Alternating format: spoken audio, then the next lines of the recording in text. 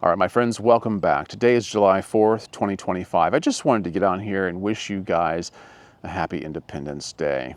I hope that you remain safe and mindful about what you're doing. I hope that you're getting together with friends and family, enjoying the food, the festivities, and the fireworks. A lot of F words there. But fireworks could go on 365 days a year as far as I'm concerned. They would not bother me. I don't live near Epcot. It's about 40 miles away. But if you lived near Disney World and all that, you would see fireworks 365 days a year. It's just incredible. They have some of the best ever. Yeah, I hope you don't take for granted the freedoms that you have and the sacrifices that were made to be able to live in this country the way we do. And it is a great country, by the way. I know. There's a lot of people who are going to say all sorts of things, and I'm fine with that. But I do love this great nation. So I wanted to share a few things with you. As I woke up this morning, I get a notification in my emails every day about what happened on this day in history. And I know some of you are aware of of what went on this day, why it's so important. Uncannily, some people do not seem aware of it at all. But I will rehash it a little bit. I want to share a few things that are just quite interesting, and a few things I didn't know. And I hope that I can shed some light on a thing or two that you might not have been aware of. And this all comes from history.com. On this day in history, in July 4th, 1776, the Continental Congress adopts the Declaration of Independence. Okay? Great history in and of itself. I love this. I love reading books on this time period because it was so pivotal. And yeah, and so I'm not going to spend a lot of time there because a lot of people are going to be doing that. Most of us are, I think, already know that, right? In 1817, July 4th, 1817, the construction on the Erie Canal began. All right? And in 1884, on this day, France gives the Statue of Liberty to the United States. All right? In 1971, Coco the gorilla is born at the San Francisco Zoo. In 1855, on this day, the first edition of Walt Whitman's Leaves of Grass is published. I've never read that. Have you? Have you spent time reading that? I really ought to. In 1863, on this day, Confederates surrender at Vicksburg. In 1997, July 4th, 1997, the Pathfinder lands on Mars. And in 1826, Thomas Jefferson and John Adams die. July 4th, 1826, 50 years to the day of the signing of the Declaration of Independence. Thomas Jefferson and John Adams die on the same day. And this is an interesting factoid if you didn't know it before. Thomas Jefferson was the third president of the United States. John Adams was the second president of the United States. Now, for a while, they were very good friends. But at some point, Thomas Jefferson's competitive nature really came out, and he launched a smear campaign on John Adams. If you think fake news is new, no, it's not. It's always been around. And Thomas Jefferson launched this smear campaign against John Adams, and even went as far as calling him a hermaphrodite. It just seems so silly to me. And if I was John Adams, I wouldn't have even responded to it. It just wasn't worthy of a response, but it really got under his skin quite a bit. They had a falling out for years and years. And Abigail Adams, John Adams' wife, an amazing woman. You should read a biography or two on Abigail Adams. She's an amazing woman. Anyway, she kept trying to rekindle the friendship between John Adams and Thomas Jefferson. And there was quite a bit of correspondence between her and Jefferson in an effort to do this. She's such a good woman. But anyway, shortly before they both passed away, they rekindled their friendship from a distance, through correspondence, and due largely in part to Abigail Adams. But when Adams died on that day, he said, "Thomas Jefferson still lives."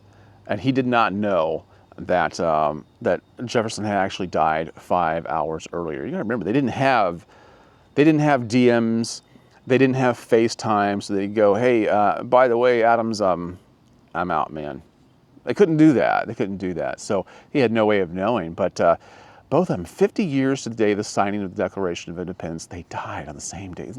That's incredible. It almost seems like destiny, doesn't it? Adams was 90, and Jefferson was 83. Yeah, I actually love that story about them. It just seems so ironic, so ironic. So I wanted to share another story with you that I did not know occurred on this day in 1940. Now, this does not seem very, like a patriotic story. Okay, I will give you that. But I'm gonna jump the tracks here a little bit because I'm wondering why I've never heard this before. I mean, I do read a lot of history. I don't have enough time in my life to read all of it, obviously. But this is what occurred on July 4th, 1940. Terrorist bomb explodes at the New York World's Fair. Did you know this? Leave a comment down below and tell me if you already aware of this, because I certainly did not know. Here's what it says. At about 5 p.m. on Thursday, July 4th, 1940, a bomb explodes at the New York World's Fair in Flushing, Queens, instantly killing 2 New York City police detectives and wounding 5 other men, 2 critically. The New York World's Fair, which ran from April 1939 to October 1940 and took as its theme Building the World Tomorrow, attracted some 45 million visitors over its 2 seasons. That's a long time, making it the best attended event of the first half of the 20th century. The bomb, packed in a small canvas satchel, had been removed from the British Pavilion an hour and a half earlier and taken to an open area at the edge of the fairgrounds, attempting to determine whether it actually held a bomb. One detective cut a small strip from the satchel, revealing sticks of dynamite inside. Seconds later, it blew up. An electrician in the building first noticed the satchel on Wednesday and assumed it had been left behind by a fellow worker. But when he saw it again on Thursday afternoon, he could hear faint ticking. According to a New York Times report, he carried the ticking satchel through the crowded building to his boss's office, after which the 2 of them brought it to the pavilion's head of security, who happened to be in the Magna Carta room where a priceless copy of the historic document was on display. He in turn called in his boss for a listen. At that point, they decided to alert police. Boy, things are much different now, aren't they? But it just seems so careless.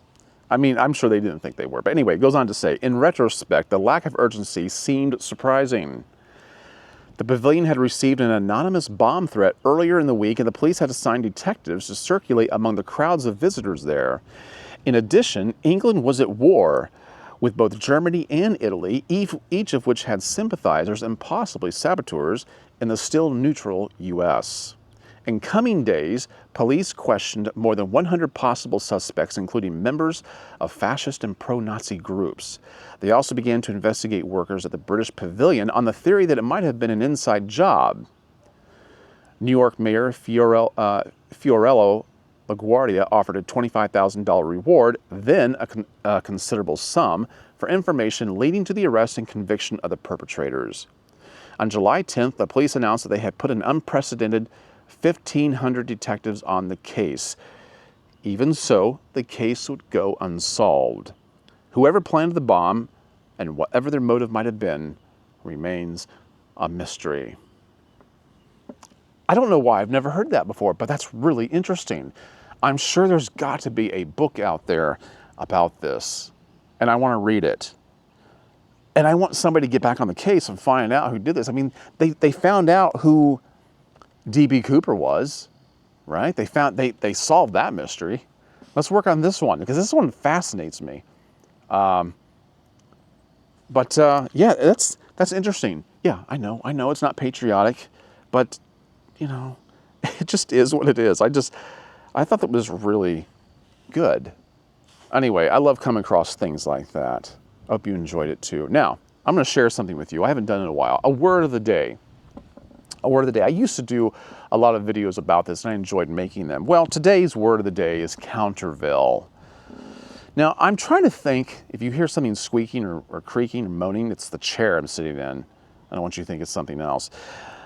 But I don't know if I've ever, I think I've heard this word, but maybe I haven't. I don't think I've ever used it. I have never used this word, countervail.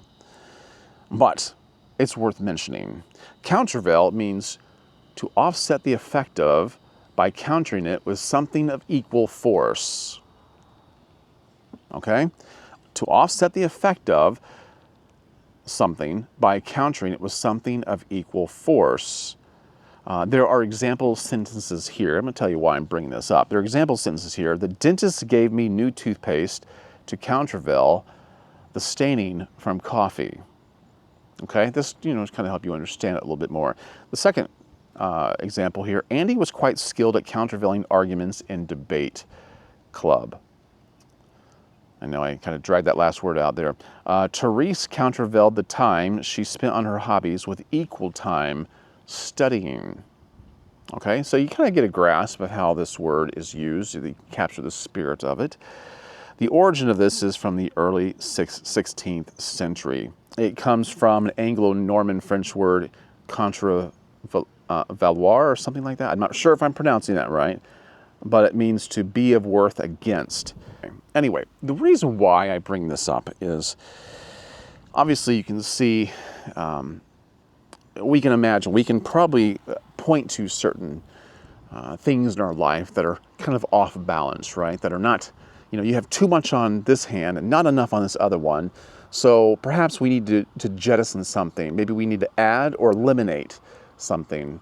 Maybe it's just a matter of simple math. But too many times we live an imbalanced life. People say all the time, well, I'm kind of extreme. I'm somebody who just takes things. You know how many people, I think everybody says that. I think everybody says, I know I do. I'm an all or nothing kind of guy. Well, when you're an all or nothing kind of guy, you have too much of something on one hand and extreme deficiencies on the other. It's just, that's the nature of the beast. So what I would stress to you is try to strike a balance in things. Look at your life, assess, while you're doing things today, think to yourself, what do I do too much of and what do I not do enough of? How can my life be benefited by raising the bar in some areas and lowering it in others? Okay? Now, maybe it's a matter of how you spend your time or who you spend your time with, what you spend your time doing, how you spend your money. It could be any number of things. It could be I can't fill in the blanks for you. Only you can do that. So no judgments here. What can be countervailed in your life? Give that some thought. All right. I hope you enjoy your day. Like I said, stay safe. And appreciate what you have. Don't spend your day complaining about this country. Spend your day being thankful that there were men and women who were willing to sacrifice everything they had. All right, guys. I appreciate all of you. Thanks for listening. Thanks for sticking around. I'll catch you on the next one. In the meantime, be wise.